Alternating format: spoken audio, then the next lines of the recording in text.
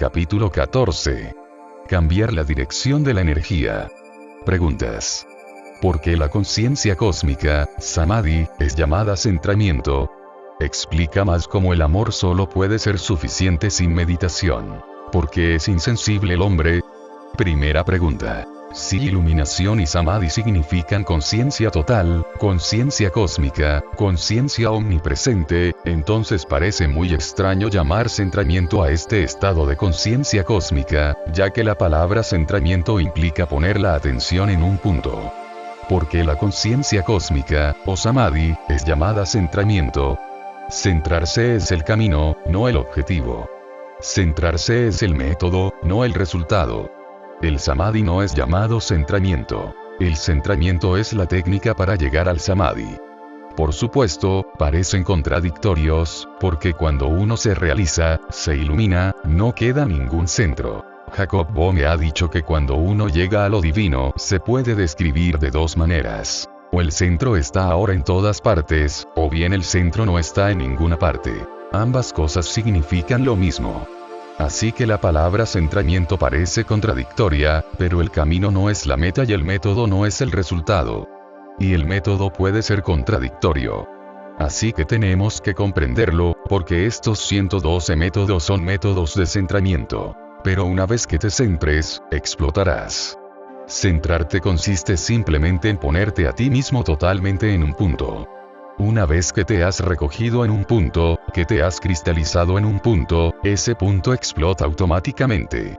Entonces no hay ningún centro. O entonces el centro está en todas partes. De modo que centrarse es un medio para explotar. Porque el centramiento se convierte en el método. Si no estás centrado, tu energía no está enfocada, no puede explotar. Está difusa. No puede explotar. Una explosión requiere mucha energía.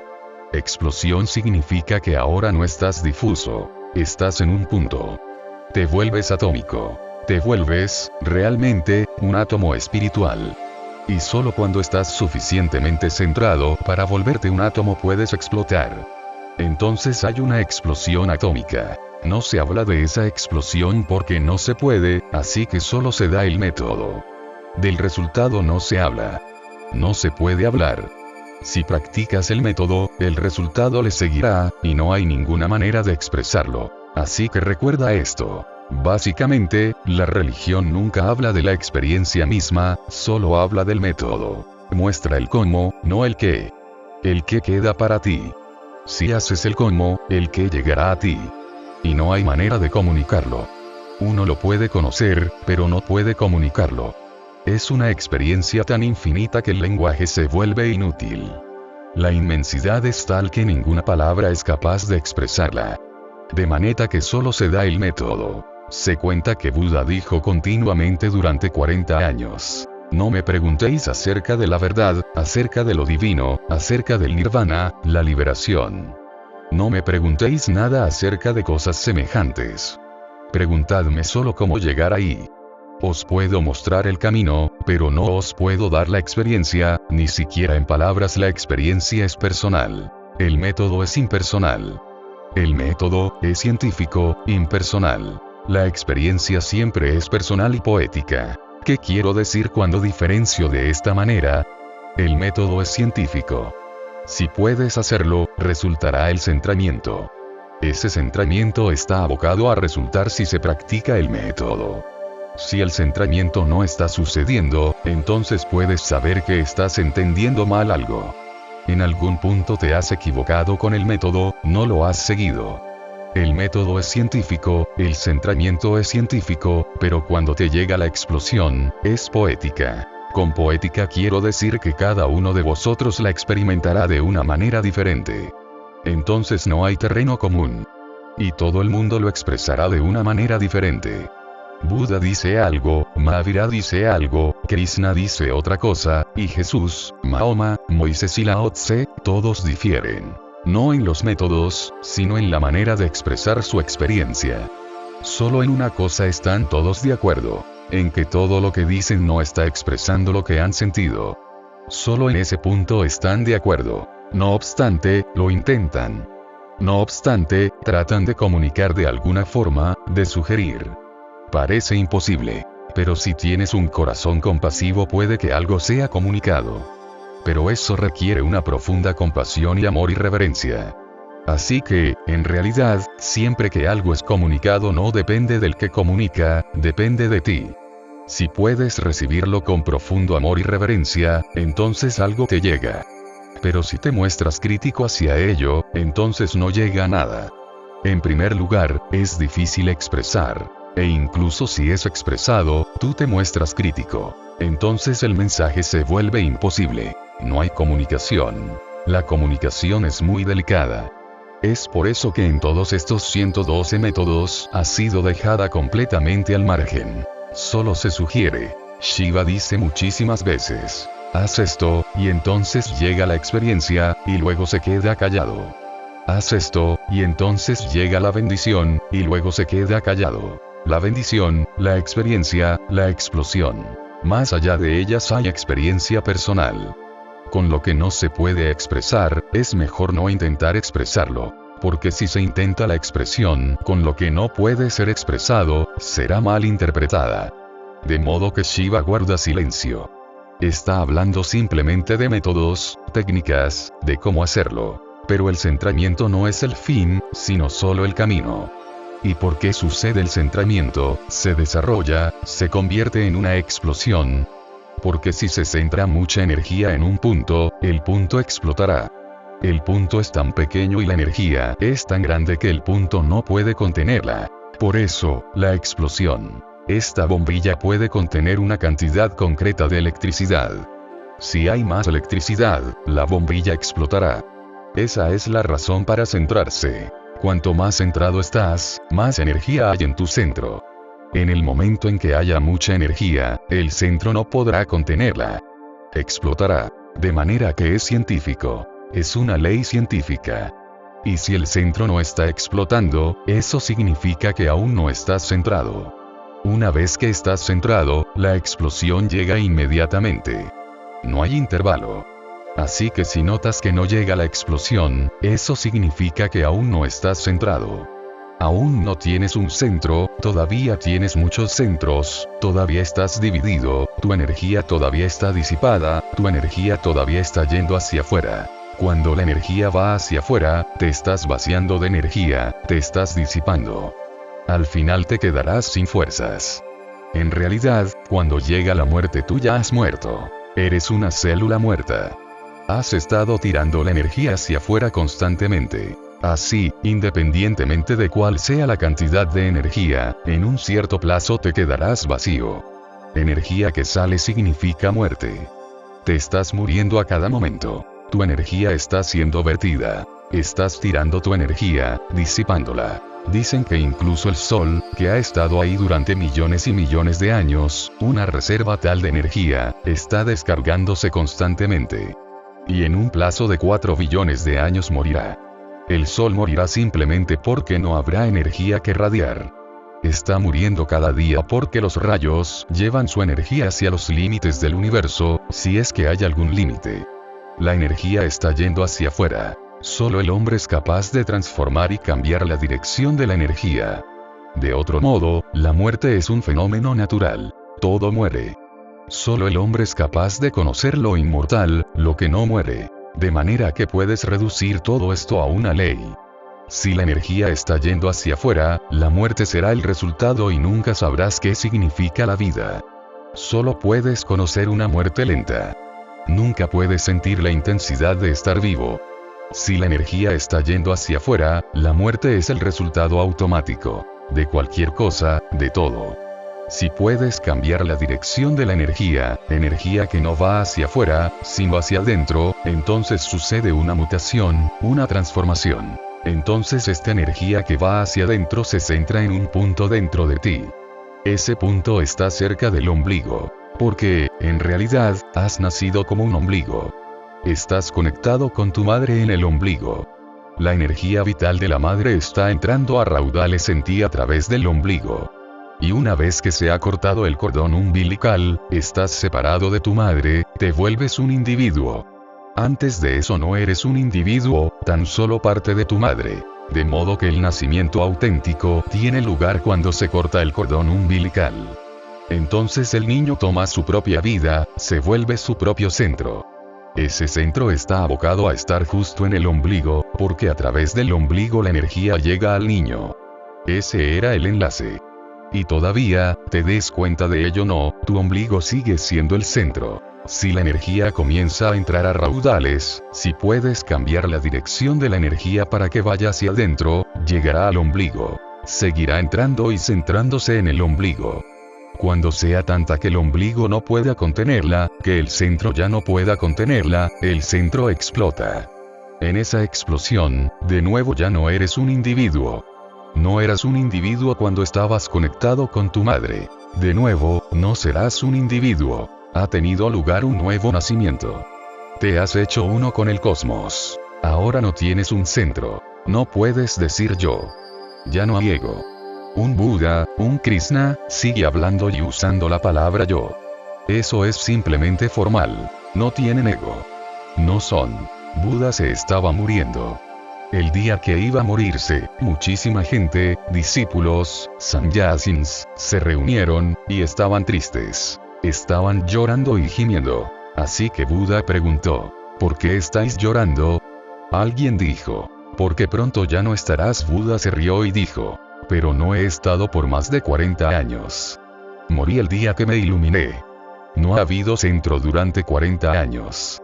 Así que no lloréis, no estéis tristes. Nadie se está muriendo ahora. Yo ya no soy. Pero hay que usar la palabra yo incluso para indicar que ya no soy la energía. Yendo hacia adentro es toda la religión, es lo que se quiere decir al hablar de búsqueda religiosa. Cómo mover la energía, cómo crear un giro, una media vuelta total.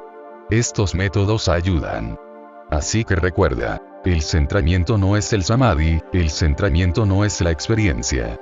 El centramiento es la puerta a la experiencia, y cuando hay la experiencia no hay centramiento. De modo que el centramiento es solo un pasaje. Ahora no estás centrado. En realidad estás multicentrado. Por eso digo que ahora no estás centrado. Cuando te centras, solo hay un centro. Entonces la energía que ha estado yéndose a los multicentros ha vuelto. Es un regreso a casa. Entonces estás en tu centro. Entonces, la explosión. De nuevo ya no hay centro, pero entonces no estás multicentrado. Entonces no hay centro en absoluto. Te has hecho uno con el cosmos. Entonces existencia y tú significan una misma y única cosa. Por ejemplo, hay un iceberg flotando en el mar. El iceberg tiene un centro propio.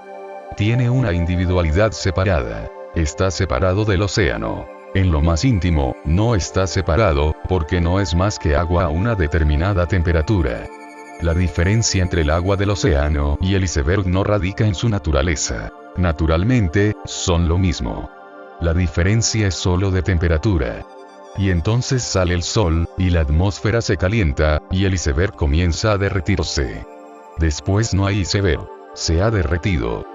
Ya no puedes encontrarlo, porque no hay ninguna individualidad, ningún centro en él. Se ha hecho uno con el océano. Entre tú y Buda, entre Jesús y los que lo estaban crucificando, entre Krishna y Arjuna, no hay diferencia de naturaleza. Arjuna es como un iceberg y Krishna es como un océano. No hay diferencia en su naturaleza. Ambos son una misma y única cosa, pero Arjuna tiene una forma, un nombre, una individualidad, una existencia aislada. Él siente. Yo soy mediante estos métodos de centramiento, la temperatura cambiará, el iceberg se derretirá, y entonces no habrá diferencia. Esa sensación oceánica es el samadhi. Ser un iceberg es la mente. Y sentirse oceánico es ser una no mente. El centramiento es solo el pasaje, el punto de transformación a partir del cual el iceberg ya no existirá.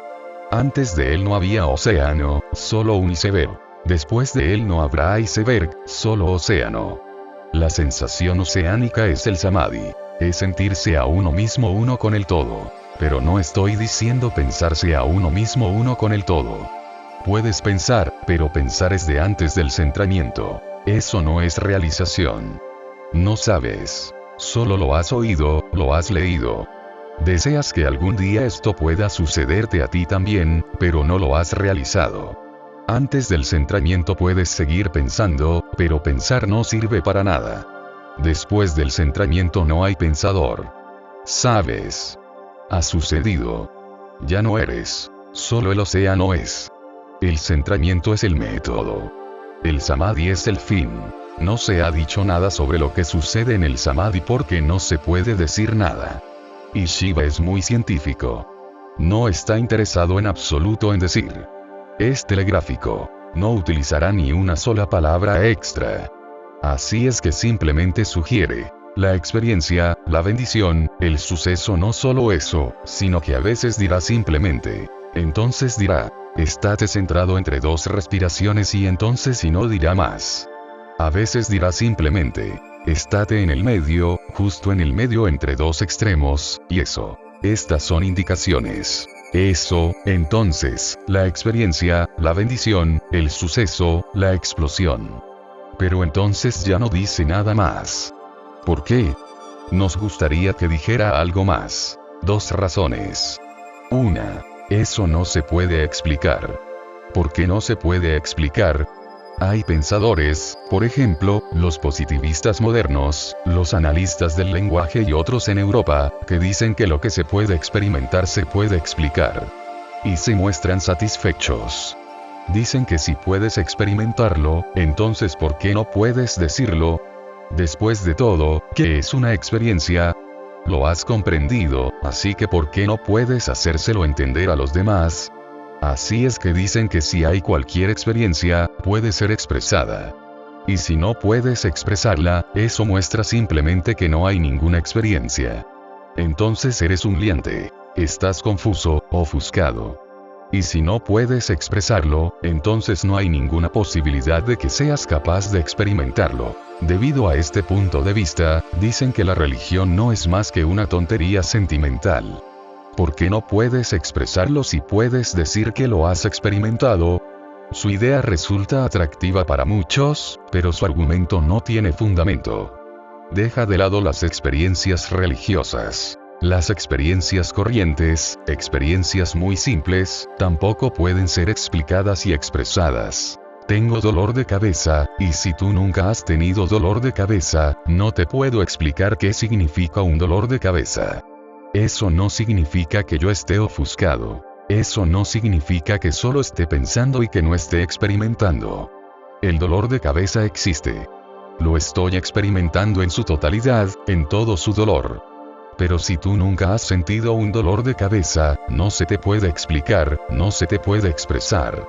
Si tú también lo has experimentado, entonces, por supuesto, no hay problema, se puede expresar. La dificultad de Buda es que tiene que hablar con no budas. No con no budistas, porque los no budistas también pueden ser budas. Jesús es un no budista, pero es un Buda. Como Buda, tiene que comunicarse con los que no lo han experimentado. Hay una dificultad. No sabes qué es un dolor de cabeza. Hay muchos que no conocen los dolores de cabeza. Solo han oído la palabra. No significa nada para ellos. Puedes hablar con un ciego sobre la luz, pero no se transmite nada. Él oye la palabra luz, oye la explicación. Comprende toda la teoría de la luz, pero, aún así, la palabra luz no le revela nada. A menos que pueda experimentar, la comunicación es imposible. Así que toma nota. La comunicación solo es posible si se están comunicando dos personas que han tenido la misma experiencia. Somos capaces de comunicarnos en la vida ordinaria porque nuestras experiencias son similares.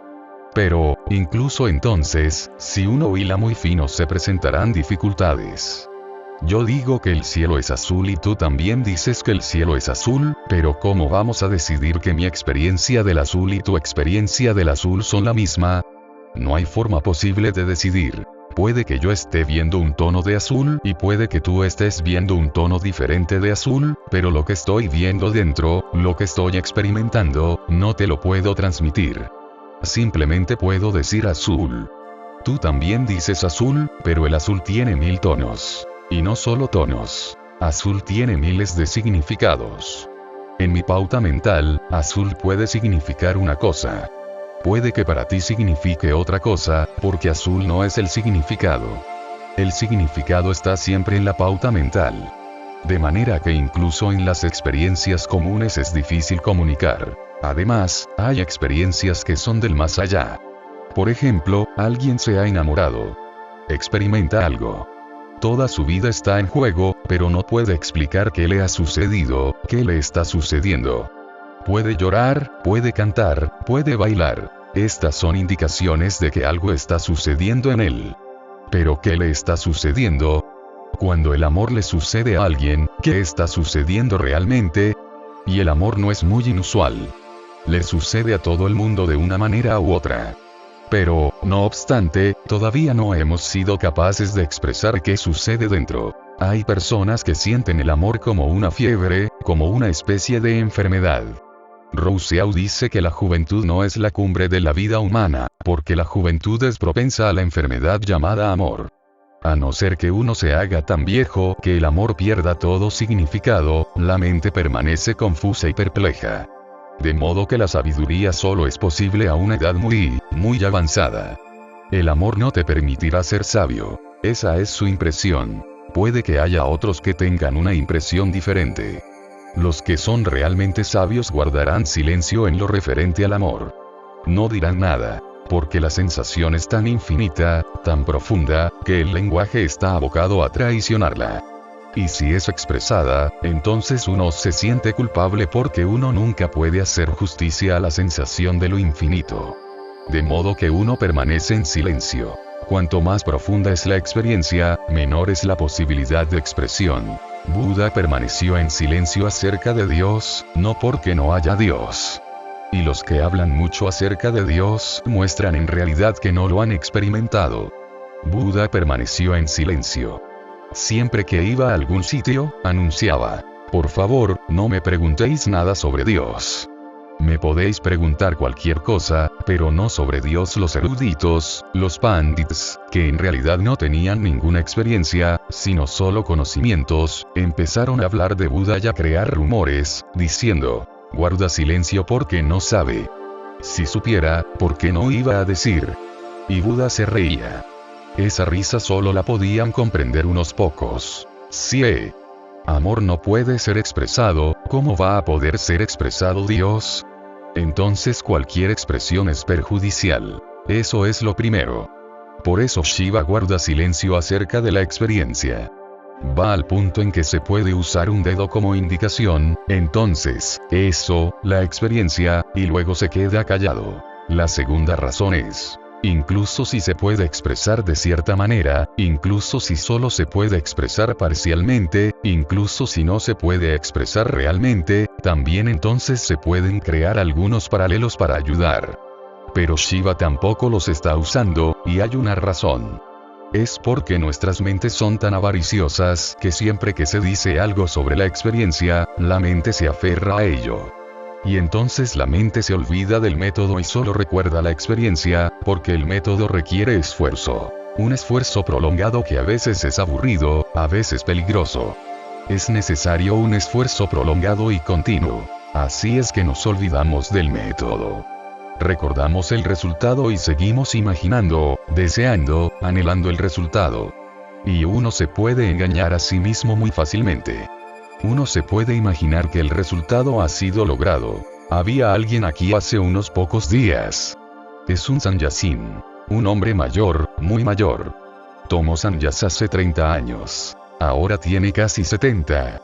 Vino a mí y dijo: he venido a pedir información, a saber algo, así que le pregunté: ¿qué quieres saber? De repente, él cambió. Dijo: no a saber algo, realmente. Solo a conocerte, porque todo lo que se puede saber ya lo he sabido durante 30 años. Ha estado imaginando, deseando la dicha, experiencias divinas, y ahora, a esta edad tan avanzada, se ha vuelto débil y la muerte se acerca. Ahora está creando alucinaciones de que ha experimentado. Así que le dije: si has experimentado, entonces permanece en silencio. Quédate aquí conmigo unos momentos, porque entonces no hay necesidad de hablar. Entonces se inquietó. Dijo: muy bien. Entonces supón que no he experimentado. Entonces dime algo. Así es que le dije. No hay ninguna posibilidad de que yo suponga nada. O has sabido o no has sabido, le dije. Así que sé claro al respecto. Si has sabido, permanece callado. Quédate aquí unos pocos momentos y luego vete. Si no has sabido, sé claro. Dímelo. Estaba perplejo. Había venido a pedir información sobre algunos métodos. Entonces dijo, en realidad, no he tenido la experiencia, pero he estado pensando tanto acerca de Aham Brahmasmi, soy el Brahma, que a veces olvido que solo he estado pensando. Lo he repetido tanto, día y noche continuamente durante 30 años, que a veces me olvido completamente de que no lo he sabido. Es solo una afirmación prestada. Es difícil recordar qué es conocimiento y qué es experiencia. Se confunden, se revuelven y entremezclan. Y es muy fácil sentir que tu conocimiento se ha vuelto tu experiencia. La mente humana es tan engañosa, tan astuta, que eso es posible. Esa es otra razón por la que Shiva ha permanecido en silencio acerca de la experiencia. No dice nada sobre ella. Sigue hablando de métodos, permaneciendo completamente en silencio sobre el resultado. No puede ser engañado por él. Esa es una de las razones por las que este libro, uno de los libros más significativos, ha permanecido totalmente desconocido. Este Vigyan Bhairav Tantra es uno de los libros más significativos del mundo. Ninguna Biblia, ningún Veda, ningún Gita es tan significativo, pero ha permanecido completamente desconocido. La razón: contiene solo simples métodos sin ninguna posibilidad de que tu avaricia se aferre al resultado. La mente quiere aferrarse al resultado. La mente no está interesada en el método. Está interesada en el resultado final. Y si puedes pasar del método y llegar al resultado, la mente estará extremadamente feliz. Alguien me preguntó, ¿por qué tantos métodos? Kabir ha dicho, Sahaj Samadhi Vali. Sé espontáneo. El éxtasis espontáneo es bueno, así que no hay necesidad de métodos. Le dije, si has logrado el Sahaj Samadhi, el éxtasis espontáneo, entonces, por supuesto, ningún método es útil. No es necesario. ¿Por qué has venido aquí?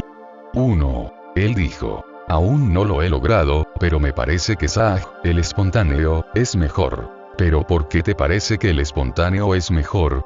Le dije. Como no se sugiere ningún método, la mente se siente bien, ya que no tienes que hacer nada, y sin hacer nada puedes lograrlo todo. Debido a esto, el Zen se ha puesto de moda en Occidente, porque el Zen dice, lógralo sin esfuerzo. No hay necesidad de esfuerzo. El Zen tiene razón. No hay necesidad de esfuerzo. Pero recuerda, para lograr este punto de no esfuerzo necesitarás un esfuerzo muy prolongado. Para llegar a un punto en el que no sea necesario ningún esfuerzo, para alcanzar un punto en el que puedas permanecer en no hacer, será necesario un esfuerzo prolongado. Pero la conclusión superficial de que el Zen dice que no es necesario ningún esfuerzo se ha vuelto muy atractiva en Occidente. Si no es necesario ningún esfuerzo, la mente dice, esto es lo correcto, porque puedes hacerla sin hacer nada. Pero nadie puede hacerlo. Suzuki, que dio a conocer el Zen en Occidente, ha prestado un servicio y también ha perjudicado. Y el perjuicio permanecerá por un periodo de tiempo más largo. Era un hombre muy auténtico, uno de los hombres más auténticos de este siglo, y durante toda su vida se esforzó para llevar el mensaje del Zen a Occidente. Y solo, con su propio esfuerzo, lo dio a conocer en Occidente. Y ahora está de moda. Hay amigos del Zen por todo Occidente. No hay nada ahora que atraiga tanto como el Zen. Pero se comprende mal. La atracción se debe solo a que el Zen dice que no es necesario ningún método, no es necesario ningún esfuerzo. No tienes que hacer nada. Florece espontáneamente. Esto es cierto. Pero tú no eres espontáneo, así que nunca florecerá en ti. Ser espontáneo parece absurdo y contradictorio, porque para que tú seas espontáneo son necesarios muchos métodos para purificarte, para hacerte inocente y que puedas ser espontáneo.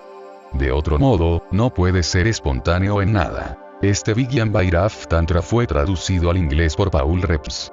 Él ha escrito un libro muy hermoso, Zen Flesh, Zen Bones, y en el apéndice incluyó también este libro, Vigyan Bhairav Tantra.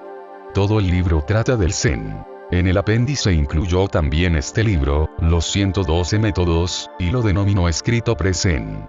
A muchos seguidores del Zen no les gustó esto, porque dijeron, el Zen dice que no es necesario ningún esfuerzo, y este libro solo tiene que ver con el esfuerzo. Este libro trata solo de métodos, y el Zen dice que no es necesario ningún método, ningún esfuerzo. Así que es anti-Zen, no pre-Zen.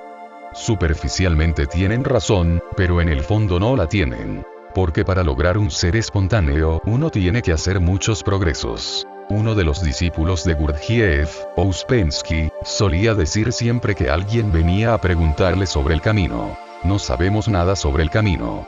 Solo enseñamos acerca de algunas veredas que llevan al camino. El camino no lo conocemos, no pienses que ya estás en el camino. Incluso el camino está lejos. Desde donde estás, desde ese punto, incluso el camino está lejos. Así que primero tienes que llegar al camino. Ouspensky era un hombre muy humilde, y es muy difícil ser religioso y ser humilde. Dificilísimo, porque en cuanto empiezas a sentir que sabes, la cabeza se vuelve loca. Él decía siempre, no sabemos nada sobre el camino. Está muy lejos, y no hay necesidad de hablar de él en este momento donde quiera que estés, primero tienes que crear un enlace, un pequeño puente, una vereda que te lleve al camino. La espontaneidad, Saj Yoga, está muy lejos de ti. En el punto en el que estás, eres totalmente artificial, cultivado y culturizado. Nada es espontáneo. Nada, digo, es espontáneo. Cuando nada es espontáneo en tu vida, ¿cómo va a ser espontánea la religión? Cuando nada es espontáneo, ni siquiera el amor es espontáneo. Incluso el amor es un negocio, incluso el amor es un cálculo, incluso el amor es un esfuerzo. Entonces nada puede ser espontáneo. Y entonces explotar espontáneamente en el cosmos es imposible. Desde la situación en la que estás, desde esa situación es imposible. Primero tendrás que deshacerte de toda tu artificialidad, de todas tus actitudes falsas, todas tus convenciones cultivadas, todos tus prejuicios. Solo entonces será posible un suceso espontáneo. Estos métodos te ayudarán a llegar a un punto desde el que no es necesario hacer nada. Solo tu ser es necesario. Pero la mente puede engañar. Y la mente engaña fácilmente, porque así puede conseguir consolidación. Shiva nunca habla de ningún resultado, solo de métodos. Recuerda este énfasis. Haz algo, para que pueda llegar a ser posible un momento en el que no se necesite nada, en el que tu ser central se pueda disolver en el cosmos. Pero eso hay que lograrlo. La atracción del Zen se debe a razones equivocadas, y lo mismo se puede decir respecto a Krishnamurti, porque él dice que no es necesario ningún yoga, que no es necesario ningún método. En realidad, dice que no existe ningún método de meditación. Tiene razón, pero Shiva dice que existen estos 112 métodos de meditación, y Shiva también tiene razón. Y por lo que a ti respecta, Shiva tiene más razón. Y si tienes que elegir entre Krishnamurti y Shiva, elige a Shiva. Krishnamurti no te sirve para nada. Incluso esto se puede decir para ayudarte, que Krishnamurti está absolutamente equivocado. Recuerda, digo para ayudarte. Y él puede ser dañino. Eso también lo digo para ayudarte, porque si te enredas en su argumento no conseguirás el samadhi. Solo conseguirás una conclusión, que no es necesario ningún método. Y eso es peligroso. Para ti, es necesario el método. Llega un momento en que no es necesario ningún método, pero ese momento aún no ha llegado para ti. Y antes de ese momento, saber acerca de algo que está por llegar es peligroso. Por eso Shiva guarda silencio. No dice nada sobre el futuro, sobre lo que sucederá. Simplemente se atiene a ti, a lo que eres y a lo que hay que hacer contigo. Krishnamurti sigue hablando en términos que no puedes comprender. Su lógica se puede notar. Su lógica es correcta. Es bella. Estará bien que puedas recordar la lógica de Krishnamurti. Dice que si estás haciendo algún método, ¿quién está haciendo ese método? La mente lo está haciendo. ¿Y cómo va a poder disolver la mente ningún método hecho por la mente? Más bien, por el contrario, la fortalecerá más. Fortalecerá más tu mente. Se volverá un condicionamiento, será falso. De modo que la meditación es espontánea. No puedes hacer nada al respecto. ¿Qué puedes hacer? Respecto al amor, ¿puedes practicar algún método sobre cómo amar? Si puedes practicar, entonces tu amor será falso. Sucede, no puede ser practicado. Si ni siquiera el amor puede ser practicado, ¿cómo va a poder ser practicada la oración? ¿Cómo va a poder ser practicada la meditación? La lógica es exacta, absolutamente correcta. Pero no para ti, porque al escuchar continuamente esta lógica serás condicionado por esta lógica. Y los que han estado escuchando a Krishnamurti durante 40 años son las personas más condicionadas que he encontrado.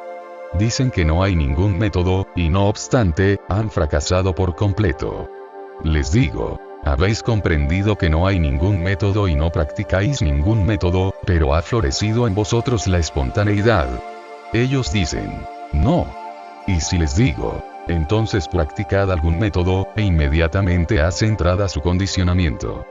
Dicen, no hay ningún método, no han estado practicando ningún método, y el samadhi no ha sucedido. Y si les dices, entonces probad algún método, dicen que no hay ningún método. De manera que están en un dilema. No han avanzado un centímetro, y la razón de ello es que les han dicho algo que no era para ellos. Es como instruir a un niño pequeño en el sexo. Puedes seguir enseñando, pero estás diciendo algo que todavía no tiene ningún sentido para el niño. Y tu enseñanza será peligrosa, porque estás condicionando su mente. No es lo que necesita. Eso no le preocupa. No sabe qué significa el sexo porque sus glándulas aún no están funcionando, su cuerpo aún no es sexual. Su energía todavía no se ha movido biológicamente al centro sexual, y le estás hablando. ¿Crees que se le puede enseñar algo solo porque tiene oídos? ¿Crees que se le puede enseñar algo solo porque puede asentir con la cabeza? Puedes instruir, y tu enseñanza puede volverse peligrosa y dañina. Él no se hace preguntas sobre el sexo, no se ha convertido en un problema para él. No ha alcanzado ese punto de madurez en el que el sexo se vuelve significativo. Espera. Cuando empiece a indagar, cuando madure y haga preguntas, entonces dile. Y nunca le digas más de lo que pueda comprender, porque ese más se volverá una carga en su cabeza. Es lo mismo con el fenómeno de la meditación. Solo se te puede enseñar sobre métodos, no sobre resultados. Eso es dar un salto. Y sin afianzarte en el método, dar el salto es simplemente un asunto cerebral, un asunto mental. Y entonces siempre desaprovecharás el método. Es como los niños pequeños haciendo aritmética. Siempre pueden ir a la parte de atrás del libro y saber la respuesta. La respuesta está ahí. En la parte de atrás del libro se dan las respuestas. Pueden mirar la pregunta, ir a la parte de atrás y saber la respuesta. Y una vez que el niño sabe la respuesta, le resulta muy difícil aprender el método, porque no parece ser necesario. Cuando ya sabe la respuesta, no hay necesidad. Y, en realidad, lo hará todo en orden inverso. Entonces llegará a la respuesta mediante cualquier método falso, cualquier pseudo método. Sabe lo que importa, sabe la respuesta, de modo que puede llegar a la respuesta simplemente creando un método falso. Y esto sucede tanto en religión que parece que, en lo que respecta a la religión, todo el mundo está haciendo lo que hacen los niños. La respuesta no es buena para ti. La pregunta está ahí, el método está ahí, y la respuesta la tienes que alcanzar tú. Ninguna otra persona debería darte la respuesta. Los maestros auténticos no te ayudan a conocer la respuesta antes de que esté hecho el proceso. Simplemente te ayudan a pasar por el proceso. De hecho, incluso si has sabido de alguna manera, incluso si has robado alguna respuesta en alguna parte, te dirán que eso es erróneo. Puede que no sea erróneo, pero ellos te dirán, eso es erróneo. Tíralo. No es necesario, te impedirán saber la respuesta antes de que realmente llegues a saberla. Por eso no se da ninguna respuesta. La amada de Shiva, Devi, le ha hecho preguntas. Él está dando métodos simples. La pregunta está ahí, el método está ahí. La respuesta queda para que tú la logres, para que tú la vivas. Así que recuerda, centrarse es el método, no el resultado. El resultado es la experiencia cósmica, oceánica. Entonces no hay ningún centro. Segunda pregunta. Dijiste que si uno puede amar realmente, entonces el amor es suficiente y los 112 métodos de meditación no son necesarios. Tal como has explicado el amor auténtico, siento que amo realmente, creo. Pero la dicha que encuentro en la meditación parece ser de otra dimensión que la satisfacción profunda que experimento con el amor, y no me puedo imaginar estar tan bien sin meditación. Así que, por favor, explica más cómo el amor solo, sin meditación, puede ser suficiente. Habrá que comprender muchas cosas. 1. Si realmente amas, no indagarás en absoluto sobre la meditación. Porque el amor es una satisfacción, una culminación tan total que nunca se siente que falte algo, que haya que llenar algún hueco, que necesites algo más. Si sientes que es necesario algo más, hay un hueco. Si sientes que hay que hacer y experimentar algo más, entonces el amor es solo una sensación, no una realidad. No dudo tu creencia. Puede que creas que amas. Tu creencia es auténtica. No estás engañando a nadie. Sientes que estás enamorado, pero los síntomas muestran que no lo estás. ¿Cuáles son los síntomas de estar enamorado? 3 cosas. Primero, absoluta satisfacción. No se necesita nada más. Ni siquiera Dios es necesario. Segundo, no hay futuro. Este momento mismo de amor es la eternidad. No hay momento siguiente, no hay futuro, no hay mañana. El amor es algo que pasa en el presente. Y tercero, dejas de ser, ya no eres. Si todavía eres, aún no has entrado en el templo del amor. Si suceden estas 3 cosas, si no eres, entonces ¿quién va a meditar? Si no hay futuro, entonces todos los métodos se vuelven inútiles, porque los métodos son para el futuro, para un resultado. Si en este mismo momento estás contento, absolutamente contento, ¿dónde está la motivación para hacer nada? Hay una escuela de psicólogos, y esta es una de las tendencias más significativas del pensamiento moderno, que comenzó con Wilhelm Reich. Este dijo que toda enfermedad mental surge debido a la falta de amor. Como no puedes sentir amor profundo, como no puedes sentirlo totalmente, este ser insatisfecho anhela ardientemente la satisfacción en muchas dimensiones. Cuando digo que si puedes amar, nada es necesario, no quiero decir que entonces el amor es suficiente.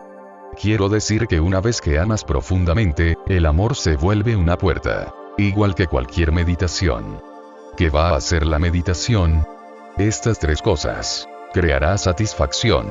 Te permitirá permanecer en el presente, te ayudará a permanecer en el presente, y destruirá tu ego. Estas 3 cosas van a ser la meditación, sin ningún método. Así que puedes decirlo de esta manera, el amor es el método natural. Si uno se ha perdido el método natural, entonces habrá que proveer otros métodos, artificiales. Pero uno puede sentir que está enamorado. Entonces estas 3 cosas serán los criterios para quien lo sienta. Pensará que estas deberían ser las piedras de toque, las medidas, y observará si estas 3 cosas están sucediendo. Si no están sucediendo, entonces su sensación puede ser muchas otras cosas, pero no amor. Y la sensación de amor es un gran fenómeno. Puede ser muchas cosas. Puede ser lascivia, puede ser simple sexo, puede ser tan solo una tendencia posesiva. Puede ser simplemente una ocupación porque no puedes estar solo, y necesitas a alguien porque tienes miedo y necesitas seguridad. La presencia del otro te ayuda a sentirte seguro. O puede que sea simplemente una relación sexual. La energía necesita salidas. La energía se va acumulando y llega a volverse una carga. Tienes que soltarla y sacarla. Así que puede que tu amor sea solo una suelta de energía. El amor puede ser muchas cosas, y el amor es muchas cosas. Para mí, el amor es meditación. Así que prueba esto. Con tu amado, estate en meditación. Siempre que tu amado o amada esté presente, estate en profunda meditación. Haz de esta presencia del otro un estado meditativo. Normalmente, hacemos exactamente lo contrario. Cuando los amantes están juntos, están peleándose. Cuando están separados, entonces piensan el uno en el otro, y cuando están juntos están luchando. Cuando están separados de nuevo, vuelven a pensar el uno en el otro. Cuando se juntan, comienza de nuevo la lucha. Y esto no es amor. Así es que sugeriré algunas claves. Haz de la presencia de tu amado o amante un estado meditativo. Guarda silencio. Permanece íntimo, pero en silencio. Usa la presencia del otro para dejar la mente. No pienses. Si estás pensando mientras tu amante está contigo, entonces no estás con tu amante. ¿Cómo vas a estar? Estáis ahí los dos, pero muy lejos el uno del otro.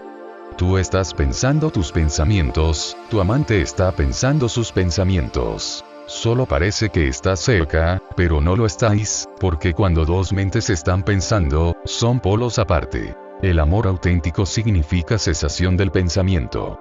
En presencia de tu amado o amante, deja de pensar completamente. Solo entonces estáis cerca. Entonces, de pronto sois uno, entonces los cuerpos no pueden separaros. Entonces, en lo más hondo del cuerpo, alguien ha roto la barrera. El silencio rompe la barrera. Eso es lo primero. Haz de tu relación un fenómeno sagrado. Cuando estás realmente enamorado, el objeto de tu amor se vuelve divino. Si no lo es, entonces ten muy claro que no es una relación de amor. Es imposible. Una relación de amor no es una relación profana. ¿Pero has sentido alguna vez veneración por tu amado? Puede que hayas sentido muchas otras cosas, pero nunca veneración. Parece inconcebible, pero India ha probado muchísimas maneras, por eso India ha venido insistiendo en que este amor entre hombre y mujer debería ser un fenómeno sagrado, no una relación mundana. El amado, la amada, se vuelven divinos. No puedes considerarlos de ninguna otra forma. Me pregunto, ¿has sentido alguna vez veneración por tu esposa? El asunto mismo parece irrelevante. Veneración por una esposa está fuera de consideración. Puedes sentir condena, puedes sentir de todo, pero nunca veneración. La relación es simplemente mundana. Os estáis usando mutuamente. Puede que la esposa diga que respeta a su marido, pero no he visto ni una sola esposa que respete realmente. Tradicionalmente, porque ha sido una convención respetar al marido, la esposa sigue diciendo que respeta, y así ni siquiera pronunciará su nombre. No debido al respeto, porque ella puede decir cualquier cosa, pero no dirá su nombre simplemente por la tradición. La veneración es lo segundo. En presencia de tu amada o amado, siente veneración. Si no puedes ver lo divino en tu amada o amado, no puedes verlo en ninguna otra parte. ¿Cómo vas a verlo en un árbol, con el que no existe ninguna relación? Si no prevalece ninguna intimidad profunda, ¿cómo vas a poder verlo en una roca o un árbol? No están relacionados. Si no puedes verlo en la persona a la que amas, si no se siente a Dios ahí, no se le puede sentir en ninguna otra parte. Si lo puedes sentir ahí, tarde o temprano lo sentirás en todas partes, porque una vez que la puerta se abre, una vez que tienes un vislumbre de lo divino en cualquier persona, no puedes olvidar ese vislumbre. Y debido a eso, todo se vuelve una puerta. Por eso digo que el amor mismo es una meditación. Así que no pienses en antítesis, en si amar o meditar. Eso no es lo que quise decir. No intentes elegir entre amar y meditar. Ama meditativamente, o medita amorosamente. No crees ninguna división. El amor es un fenómeno muy natural, y se puede usar como vehículo. Y el Tantra lo ha usado como vehículo. No solo el amor. El Tantra ha usado incluso el sexo como vehículo. El Tantra dice que en un profundo acto sexual puedes meditar más fácilmente que en ningún otro estado de ánimo. Porque este es un éxtasis natural, biológico. Pero todo lo que se conoce del acto sexual, se conoce de una manera muy pervertida. De modo que cuando se dicen tales cosas te sientes incómodo, porque todo lo que has conocido en nombre del sexo no es sexo. Es solo una sombra, porque la sociedad entera ha cultivado tu mente contra el sexo. Todo el mundo es en cierta forma reprimido, de manera que el sexo natural es imposible. Y cada vez que estás en un acto sexual, siempre está presente una profunda sensación de culpa. Ese sentimiento de culpabilidad se vuelve una barrera, y así se pierde una de las mayores oportunidades. Podrías haberla usado para entrar hasta lo más hondo de ti mismo. El Tantra dice, en el acto sexual, sé meditativo. Considera sagrado todo el fenómeno. No te sientas culpable. Más bien, siéntete bienaventurado de que la naturaleza te haya dado una fuente mediante la cual puedes entrar profundamente en éxtasis inmediatamente. Y luego, siéntete totalmente libre en el sexo. No reprimas, no te resistas. Deja que la comunión sexual se apodere de ti.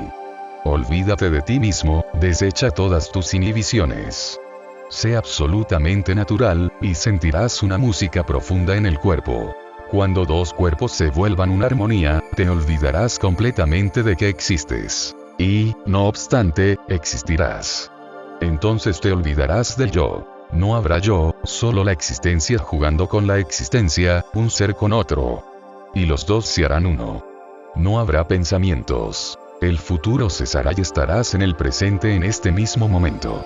Sin ninguna culpabilidad, sin ninguna inhibición, hazlo una meditación, y entonces el sexo es transformado. Entonces el sexo mismo se vuelve una puerta. Si el sexo se vuelve una puerta, poco a poco el sexo deja de ser sexual. Y llega un momento en que el sexo se ha ido. Solo ha quedado el perfume. Ese perfume es el amor. Y después, incluso ese perfume desaparece, y entonces lo que queda es el samadhi. El Tantra dice que no hay nada que pueda ser considerado enemigo. Toda energía es amigable. Solo hay que saber cómo usarla. Así que no elijas nada. Transforma tu amor en meditación y transforma tu meditación en amor. Entonces pronto olvidarás la palabra y tendrás lo auténtico, que no es la palabra. La palabra amor no es el amor, y la palabra meditación no es la meditación, y la palabra Dios no es Dios. Esas son solo palabras. Si puedes penetrar en ti mismo, Dios, la meditación, el amor, todos ellos se hacen uno. Una pregunta más. ¿Cuáles son las razones de la insensibilidad del hombre, y cómo extirparlas?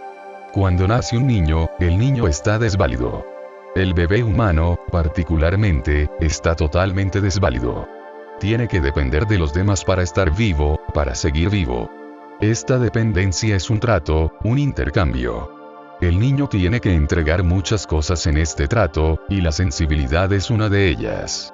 El niño es sensible. Todo su cuerpo es sensible. Pero está indefenso, no puede ser independiente. Tiene que depender de los padres, de la familia, de la sociedad. Tendrá que ser dependiente. A causa de esta dependencia y este desvalimiento, los padres, la sociedad, siguen imponiéndole cosas al niño, y él tiene que ceder. De lo contrario no puede seguir vivo, morirá. De manera que tiene que entregar muchas cosas en este trato. La primera cosa muy profunda y significativa es la sensibilidad. Tiene que dejarla. ¿Por qué?